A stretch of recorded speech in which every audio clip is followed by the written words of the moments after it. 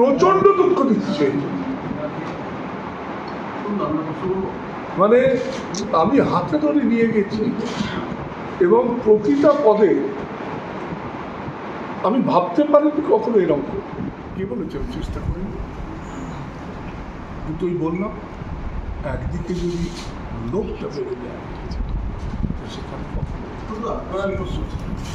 মোহনবাগান ক্লাবে ভোটাররা যে ভোট দেবে তার বিগেস্ট স্কিল হচ্ছে নামটা সে স্কিলটা কি দেবাশিস জানো, নাকি তুমি মনে করো যে দেবাশিস আর টুকু এক প্রেমে খেলতে পারবে? তাহলে ভাই যদি এক প্রেমে ফেলো দেবাশিস দত্ত কি ঘরের সাথে শেষই করতে বললো তো এই কোটেশনগুলো নিয়ে কি করবে, এগুলোকে লেখো। এই নোংরা এই নোংরা কেউ বলিস রাজনৈতিক প্রশ্ন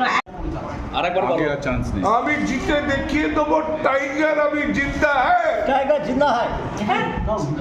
আর জয় সবাই কেউ ছিলেন সেখানে অন্ধকার ছিলেন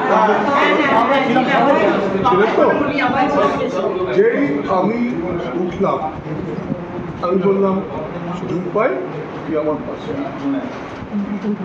যখন আমার পাশে এলো আমি অ্যানাউন্স করলাম যে অঞ্জনের মেয়েকে আমি অ্যাডপ্ট করে দিলাম।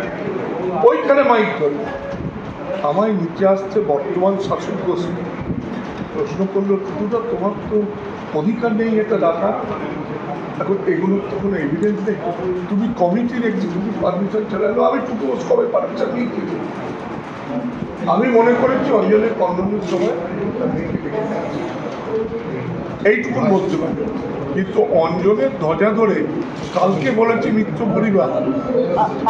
আর একটা কথা আছে, ইদানিং শোনা যাচ্ছে আপনি ক্লাবে প্রচুর টাকা দিয়েছেন, এটা আমরা দেখেছি 91 সাল 88 সাল থেকে ঠিক টাকার কথা তুলো না, না, কিন্তু টাকাটা কি আপনি বাড়ি নিয়ে গেছেন, মেম্বারশিপ রেনিউয়ার টাকা আপনি নাকি বাড়ি নিয়ে গেছেন, আপনার নাকি আপনি যা দিয়েছেন অনেকটাই জয় একটা প্রশ্ন করেছে এটা খুব বড় ইস্যু হতে যাচ্ছে। দরকার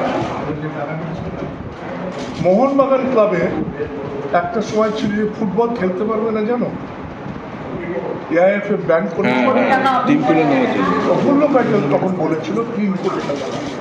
আমি ওর পায়ে ধরছি, তখন বলেছিল 2 কোটি। কেন অঞ্জন এটা আসবে করতে? অঞ্জন বললো তুই ব্যক্তিগত ফান্ড থেকে এটা লোন দে। আমি মোহনকে ব্যক্তিগত ফান্ড থেকে লোন দিয়েছি। তোমাদের ভেতরে 3 জন বা 4 জন সিনিয়র যে সবার কাছে অ্যাকসেপ্টেড, যদি আমার কাছে আসো আমার অফিসে খাতা তুলে দেখিয়ে দেবো। অঞ্জন মারা যাওয়ার পর এখন যে অডিটার তখন দেখলাম আমাকে বললো পুরা এটা এতদিন ধরে মোহনবাগান ক্লাবের লোন দেখিয়ে খেতে দেখি, এটা উচিত না, এটা তুমি যদি জয় দুলা এবিপি আনন্দর কে আছে ছেলেটা পুরনো না তুই নতুন আর তুই পুরনো ছেলে কে আছে? দীপক পার্থ আছে, পার্থ দীপক আছে।